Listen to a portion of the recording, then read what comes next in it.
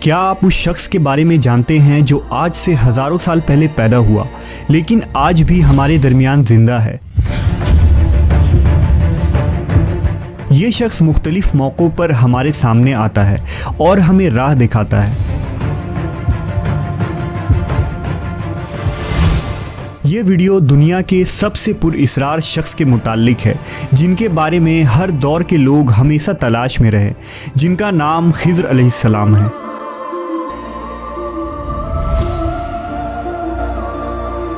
حضرت خضر علیہ السلام کو ہمیشہ زندہ رہنے کی قوت کیسے ملی، اس کے متعلق مختلف واقعات ملتے ہیں۔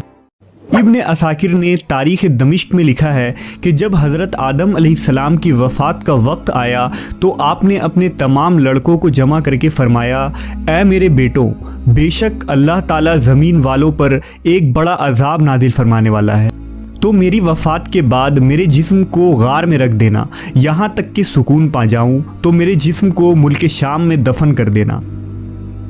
لہذا آپ کی وفات کے بعد حضرت آدم کا جسم مبارک آپ کے بیٹوں کے پاس رہا۔ جب اللہ نے نوح علیہ السلام کو مبعوث فرمایا تو انہوں نے حضرت آدم کے جسم کو اپنے پاس رکھا۔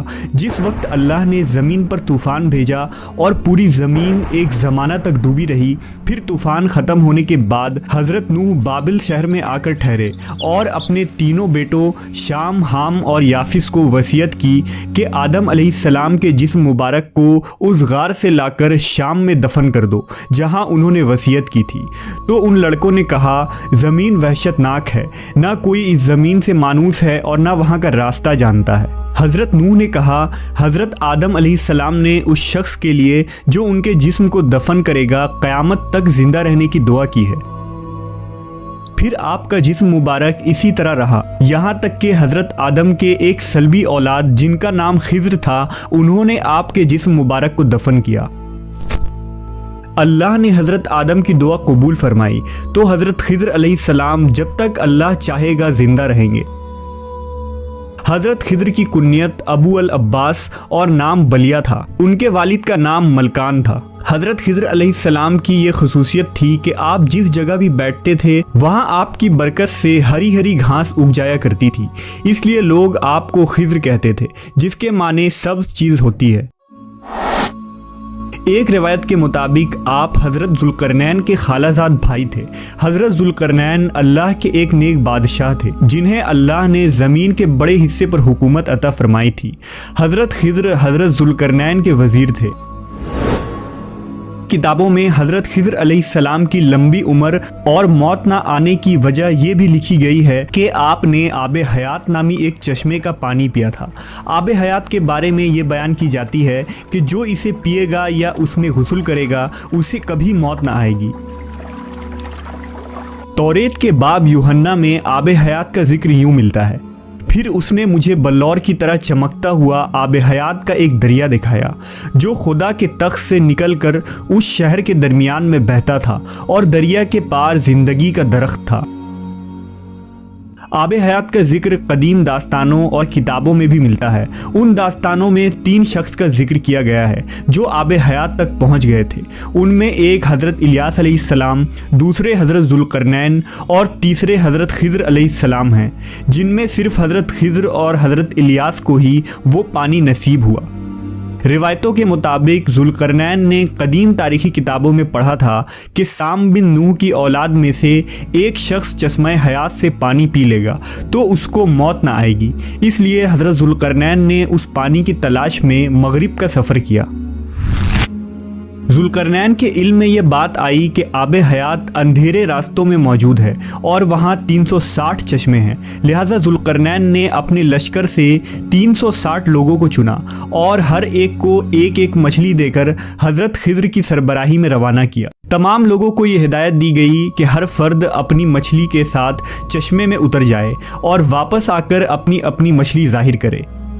کافی لمبے سفر اور دشواری کے بعد آخر کار یہ لوگ اس چشمے تک پہنچ گئے۔ جب واپس آئے تو ذوالقرنین نے کہا کہ سب اپنی مچھلی جمع کروا دیں، لہٰذا سب نے اپنی مچھلی ان کے سامنے پیش کر دی سوائے حضرت خضر علیہ السلام کے۔ ذوالقرنین نے دریافت کیا تو انہوں نے بتایا کہ میں جب چشمے میں اترا تو مچھلی میرے ہاتھ سے نکل کر پانی میں چلی گئی۔ میں نے غوطہ لگا کر اسے پکڑنے کی بہت کوشش کی مگر ناکام رہا۔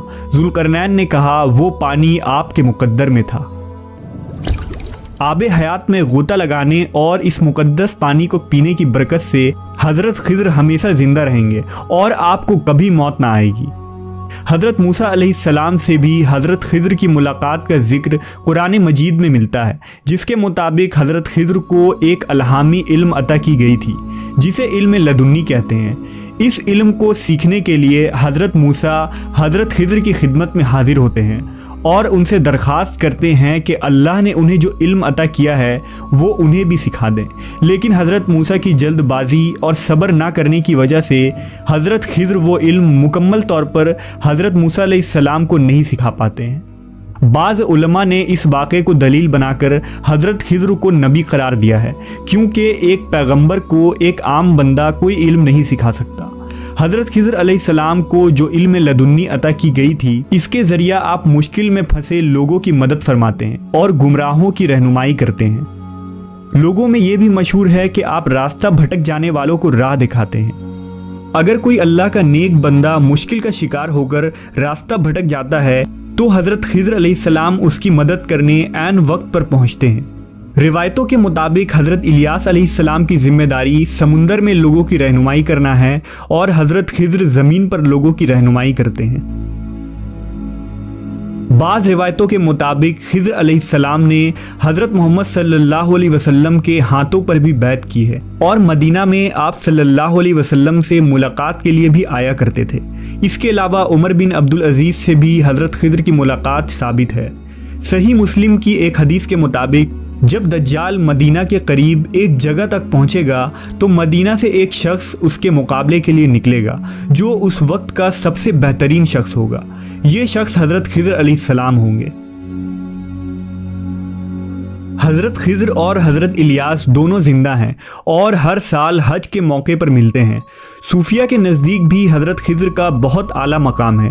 وہ خضر علیہ السلام کو اپنا رہنما تصور کرتے ہیں۔